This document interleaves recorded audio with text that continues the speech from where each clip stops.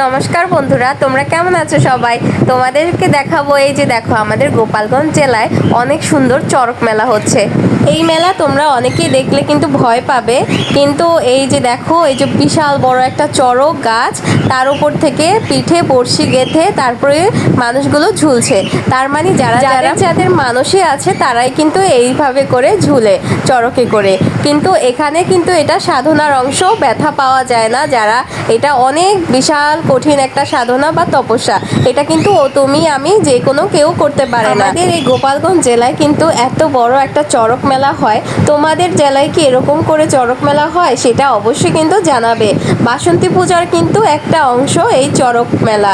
আর এই চড়ক মেলায় দেখো বিশাল বড় একটা মেলা, আর অনেক মানুষ হয়েছে এখানে, সবাই এসেছে কিন্তু মেলার এই যে চড়ক গাছ এবং এই যে মানুষ পিঠে করে বড়শি করে ঘুরছে সেটা দেখার জন্য।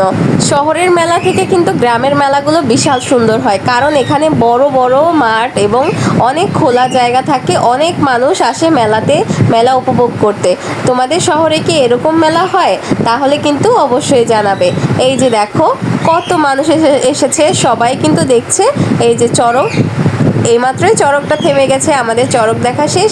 এবার আমরা উঠবো নৌকায়। এই যে দেখো নৌকায় উঠেছি। তোমরা কি নৌকায় উঠতে ভয় পাও?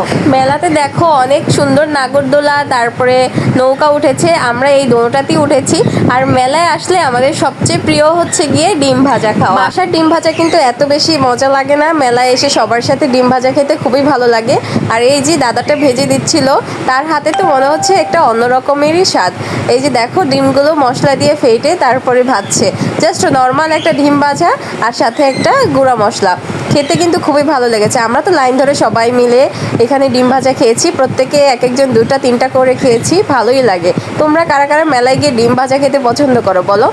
আর অনেকেই তো অনেক কিছু খায়, ডিম ভাজা, তারপরে এখানে চিংড়ির যে মাথা ফ্রাই সেটাও খায়, চিংড়ি ফ্রাই খায়, তারপরে হচ্ছে গিয়ে ফুচকা, চটপটি, আরও অনেক কিছু খায়। যাই হোক, ভেলপুরিও খেয়েছি, ডিম ভাজাও খেয়েছি, সব কিছুই অল্প অল্প করে খেয়েছি। কারণ মেলা বলে কথা, মেলায় হরেক রকমের জিনিস ওঠে নতুন নতুন, তো সেগুলো সব কয়টাই কিন্তু এই অল্প অল্প করে টেস্ট করতেই হয়।